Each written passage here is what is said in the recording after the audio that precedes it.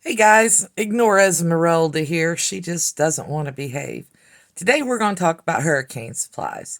Now, I'm going to tell you, we have just been through Hurricane Ian down here in Florida, and Ian knocked out power to 600,000 people, knocked out power to everybody in my county.